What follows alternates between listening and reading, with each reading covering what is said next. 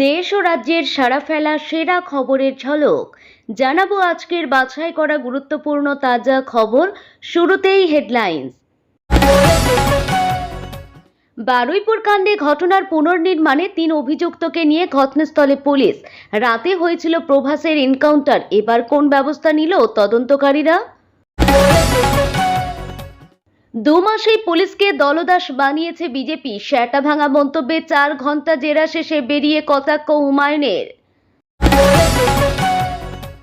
Supreme কোর্টে বড় জয় নবান্নের। 900 অবৈধ মাদ্রাসা কর্মীর আবেদন খারিজ হতে এফআইআরের তোড়জোড়। বন দপ্তরের নিয়োগে দুর্নীতি রুখতে শুভেন্দুর মাস্টার স্ট্রোক, এবার পরীক্ষা নেবে পুলিশ বোর্ড। ইরানের বন্দর শহরগুলিতে ভয়ঙ্কর হামলা, কংগ্রেসের নোটিশ দিয়ে আনুষ্ঠানিকভাবে যুদ্ধের ঘোষণা ট্রাম্পের। আসছে বিস্তারিত খবরে। দক্ষিণ 24 পরগনার সূর্যপুরে নাবালিকা গণধর্ষণ ও খুনের ঘটনার তদন্তে আজ ফের অভিযুক্তদের সঙ্গে নিয়ে ঘটনার পুনর্নির্মাণ করবেন তদন্তকারীরা। এই ঘটনায় গ্রেপ্তার অভিযুক্ত আনন্দ সরকার, দিবাকর মণ্ডল ও কবির মোল্লাকে নিয়ে ঘটনার পুনর্নির্মাণ করবে সেট। তদন্তের স্বার্থেই পুনর্নির্মাণ অত্যন্ত গুরুত্বপূর্ণ বলে মনে করছে পুলিশ। গত কয়েকদিন আগে এই ঘটনার পুনর্নির্মাণ করতে গিয়ে এনকাউন্টারে মৃত্যু হয় ঘটনার অন্যতম অভিযুক্ত প্রভাস মণ্ডলের। পুনর্নির্মাণ প্রক্রিয়ায় উপস্থিত থাকবেন সিটের সদস্যরা। পাশাপাশি বারুইপুর পুলিশ জেলার পুলিশ সুপার ও অন্যান্য উচ্চপদস্থ পুলিশ আধিকারিকরাও ঘটনাস্থলে থাকবেন বলে খবর। পুলিশ সূত্রে জানা গেছে, পুনর্নির্মাণের সময় যাতে কোনো রকম অপ্রীতিকর ঘটনা না ঘটে তার জন্য বারুইপুর জেলা পুলিশের পক্ষ থেকে বাড়তি সতর্কতা নেওয়া হয়েছে। ঘটনাস্থল ও আশেপাশের এলাকায় কড়া পুলিশি নিরাপত্তা মোতায়েন করা হচ্ছে। পুলিশ আধিকারিকদের মতে, এর আগে প্রভাস মণ্ডলকে নিয়ে পুনর্নির্মাণের সময় যে ঘটনা ঘটেছিল সেই অভিজ্ঞতা থেকে শিক্ষা নিয়েই এবার দিনের আলোয় পুনর্নির্মাণের সিদ্ধান্ত নেওয়া হয়েছে। সিআইডি টিম সহ তদন্তকারীরা এসে পৌঁছালেন সূর্যপুরে। রেলগেট থেকে প্রায় 400 থেকে 500 মিটার হেঁটে ঘটনাস্থলের দিকে অভিযুক্তদের নিয়ে যাওয়া হচ্ছে বলেই জানা গেছে। সূর্যপুরে পৌঁছালো সিআইডির ফরেনসিক দল। ধর্ষণের ঘটনায় গ্রেপ্তার আনন্দ সর্দার, দিবাকর মণ্ডল এবং কবির মোল্লাকে নিয়ে ঘটনাস্থলে পৌঁছায় পুলিশ এবং সিআইডির তদন্তকারী আধিকারিকরা। মূলত ঘটনার পুনর্নির্মাণ করার জন্যই ঘটনাস্থলে পৌঁছায়। এর পাশাপাশি কোনো পরিস্থিতিতে পুলিশ গুলি চালিয়েছিল তারও তদন্ত করবে সিআইডির প্রতিনিধি দল। প্রসঙ্গত, গত 7ই জুলাই এই ঘটনার পুনর্নির্মাণ করতে গিয়ে মৃত্যু হয় অন্যতম অভিযুক্ত প্রভাস মণ্ডলের। পুলিশের দাবি, ক্রাইম সিন রিকনস্ট্রাকশনের সময় সিট সদস্য রনি সরকারের রিভলভার ছিনিয়ে পালানোর চেষ্টা করে প্রভাস। অভিযোগ, সে গুলিতে চালায়। এরপর আত্মরক্ষায় অর্ঘ্য মণ্ডল গুলি চালালে আহত হয় প্রভাস। তাকে উদ্ধার করে বারুইপুর মহকুমা হাসপাতালে নিয়ে যাওয়া হলে চিকিৎসকেরা মৃত বলে ঘোষণা করেন। ফের 4 ঘন্টার বেশি সময় পুলিশি জেরার মুখোমুখি হুমায়ুন কবির। মঙ্গলবার আমজনতা উন্নয়ন পার্টির চেয়ারম্যান তথা নওদার বিধায়ক রেজিনগর থানায় গিয়েছিলেন। পুলিশ বেলা থেকে জিজ্ঞাসাবাদ শুরু করে। যখন বিধায়ক রেজিনগর থানায়, তখন শক্তিপুরের বাড়িতে যায় পুলিশ। প্রসঙ্গত, এর আগে এই শক্তিনগর থানা হুমায়ুনকে 2 বার তলব করেছিল, কিন্তু আমজনতা উন্নয়ন পার্টির চেয়ারম্যান থানায় যাননি। এদিন জেরা শেষে বেরিয়ে বিধায়ক কটাক্ষ করেছেন, পুলিশকে দলদাস বানিয়েছে বিজেপি। তার কথায় ঘটনাগুলি অতিরঞ্জিত করা হচ্ছে। উস্কানিমূলক মন্তব্যের জন্য হুমায়ুন কবিরকে জেরার জন্য পুলিশ থানায় ডেকেছে। এদিন দ্বিতীয়বার রেজিনগর থানায় জেরার মুখোমুখি হয়েছিলেন তিনি। হুমায়ুনের শ্যাটা ভাঙা মন্তব্যে বিতর্ক ছড়ায়। উস্কানিমূলক মন্তব্যের জেরে রেজিনগর থানায় তাকে জিজ্ঞাসাবাদের জন্য ডেকেছিল। গত 4 জুলাই তিনি জেরার মুখোমুখি হয়েছিলেন। সেদিন 4 ঘন্টা জেরা করা হয়েছিল। আজ ফের জেরার মুখোমুখি হন বিধায়ক। এদিনও 4 ঘন্টার বেশি জেরা করা হয় তাকে। থানা থেকে বেরিয়ে পুলিশের বিরুদ্ধে ক্ষোভ প্রকাশ করেন তিনি। হুমায়ুনের কথায়, আগের সরকার পুলিশকে দলদাস করেছিল অনেক পরে। বর্তমান পুলিশ মন্ত্রী কোথায় কি করছে জানি না। মুর্শিদাবাদে পুলিশকে পুরোপুরি বিজেপির দলদাসে পরিণত করেছে। তিনি আরও বলেন, ঘটনাগুলি অতিরঞ্জিত করা হচ্ছে। সবকিছুর ব্যাখ্যা মানে একটা কথার কত রকম করে ব্যাখ্যা করা যায়। গত 12 পাতার প্রশ্নপত্র করা হয়েছিল। এবার এই প্রশ্নপত্রে পাতার সংখ্যা আরও বেড়েছে, সে কথাও জানিয়েছেন তিনি। রবিবার তাকে ফের জেরার জন্য ডাকা হয়েছে বলে প্রাথমিক খবর। পশ্চিমবঙ্গে শিক্ষক ও অশিক্ষক কর্মী নিয়োগে দুর্নীতির আবহে এবার আরও এক বড় মামলার নিষ্পত্তি হলো দেশের সর্বোচ্চ আদালতে। রাজ্যের সরকারি সাহায্যপ্রাপ্ত মাদ্রাসাগুলিতে বিগত দিনে হওয়া প্রায় 900-রও বেশি বিতর্কিত নিয়োগের বৈধতা চেয়ে করা সমস্ত আবেদন খারিজ করে দিল সুপ্রিম কোর্ট। অবসরপ্রাপ্ত বিচারপতি দেবী প্রসাদ দের নেতৃত্বাধীন কমিটি পেশ করা চাঞ্চল্যকর তদন্ত রিপোর্টের উপর ভিত্তি করে এই কড়া পদক্ষেপ নিয়েছে শীর্ষ আদালত। এর ফলে ওই 950 জনের চাকরি পাওয়ার বা তা টিকিয়ে রাখার রাস্তা কার্যত চিরতরে বন্ধ হয়ে গেল। সংখ্যালঘু বিধায়ক ও মাদ্রাসা শিক্ষা দপ্তরের মতে, সুপ্রিম কোর্টের এই রায়ের ফলে মাদ্রাসাগুলিতে স্বচ্ছ এবং আইনি পথে নিয়োগের ব্যাপারে সরকারের অবস্থানই সিলমোহর পেল। যেভাবে শুরু এই বিতর্ক, মাদ্রাসার এই নিয়োগ জট কিন্তু আজকের নয়। এর পেছনে জড়িয়ে রয়েছে দীর্ঘ 15 বছরের ইতিহাস। বাম আমলে পাশ হওয়া ওয়েস্ট বেঙ্গল মাদ্রাসা সার্ভিস কমিশন অ্যাক্টের মাধ্যমে মাদ্রাসাগুলিতে শিক্ষক নিয়োগের ক্ষমতা কমিশনের হাতে দেওয়া হয়। পূর্ব মেদিনীপুরের কাঁথি রহমানিয়া হাই মাদ্রাসা সহ বেশ কিছু প্রতিষ্ঠান সংবিধানের 30 নম্বর অনুচ্ছেদে সংখ্যালঘুদের নিজস্ব শিক্ষা প্রতিষ্ঠান পরিচালনার অধিকার দোহাই দিয়ে 2008 সালের আইনটিকে হাইকোর্টে চ্যালেঞ্জ করে। হাইকোর্ট আইনটিকে অসাংবিধানিক ঘোষণা করে।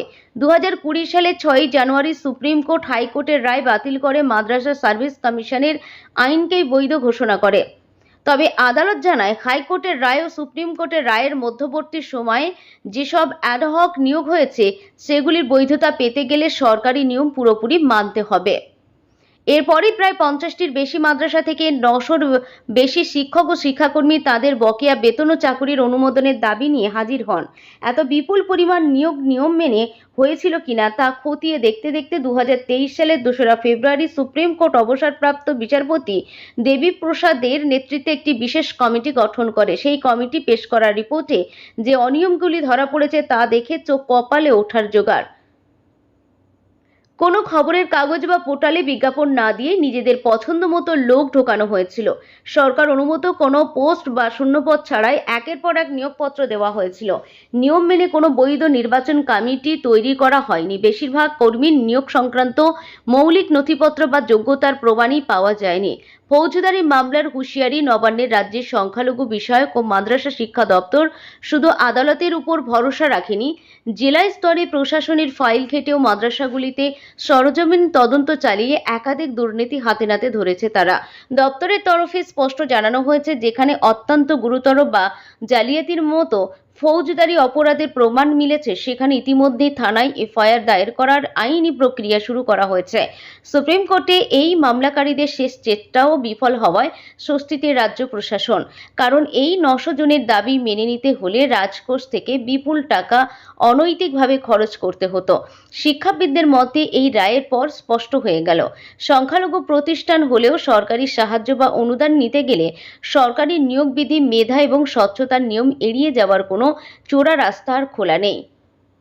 রাজ্যে পালাবদলের পর সরকারি নিয়োগ প্রক্রিয়ায় স্বচ্ছতা ফেরাতে আরও এক বড়সড় পদক্ষেপ নিলেন মুখ্যমন্ত্রী শুভেন্দু অধিকারী।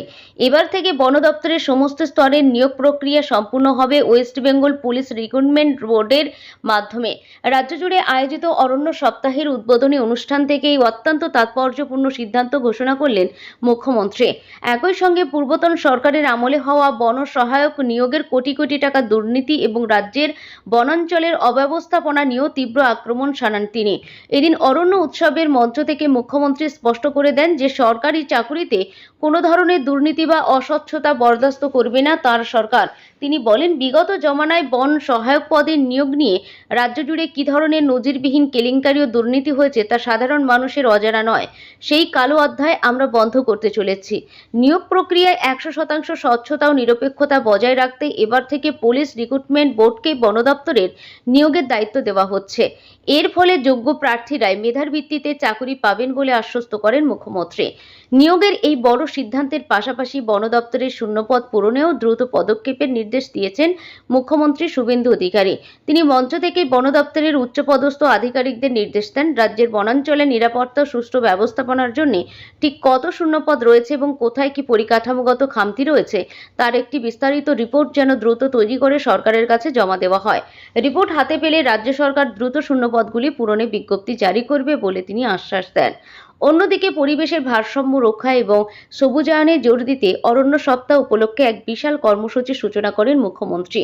তিনি ঘোষণা করেন, এই অরণ্য সপ্তাহ জুড়ে রাজ্য জুড়ে মোট 7,50,00,000 গাছ লাগানোর লক্ষ্যমাত্রা নেওয়া হয়েছে।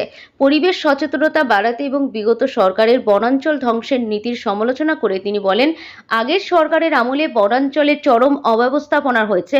বনের জমি বেদখল থেকে শুরু করে গাছ কাটার মতো ঘটনা ঘটেছে দেদার। আমাদের সরকার সেই ক্ষতিপূরণ করতে বদ্ধপরিকর। 7,50,00,000 চারা গাছ রোপণের এই মেগা প্রকল্পে সফল করতে বন দপ্তরের পাশাপাশি সাধারণ মানুষকেও এগিয়ে আসার আহ্বান জানান মুখ্যমন্ত্রী শুভেন্দু অধিকারী। আর ছাড় নয়, এবার শুধুই মার, এই নীতিতেই এখন বিশ্বাসী আমেরিকা। আর তার উপর ভর করে ইরানের বন্দর শহরগুলিতে ভয়াবহ হামলা চালালো আমেরিকা। শুধু তাই নয়, ইরানের বিরুদ্ধে ওয়াশিংটন যে ফের সামরিক অভিযান শুরু করেছে তা এবার আনুষ্ঠানিকভাবে মার্কিন কংগ্রেস জানিয়ে দিলেন। আমেরিকার প্রেসিডেন্ট ডোনাল্ড ট্রাম্প, বিশেষজ্ঞদের একাংশ বলছেন এর মাধ্যমে ট্রাম্প আনুষ্ঠানিকভাবে যুদ্ধের ঘোষণা করে দিলেন। ইরানি সংবাদ মাধ্যমের খবর অনুযায়ী মঙ্গলবার ইরানের বন্দর আব্বাস বুশেহরের মতো বন্দর শহরগুলিতে লাগাতার গোলাবর্ষণ করে মার্কিন সেনা। শুধু তাই নয়, বিস্ফোরণে কেঁপে ওঠে দক্ষিণ পশ্চিম ইরানের মাহশহর ও আবাদান শহরও। তবে এই হামলায় এখনো পর্যন্ত কোনো হতাহতের খবর মেলেনি। আমেরিকার বক্তব্য, হরমুজে লাগাতার হামলা এবং শান্তি চুক্তি ভঙ্গের কারণেই এই অভিযোগ চালানো হচ্ছে।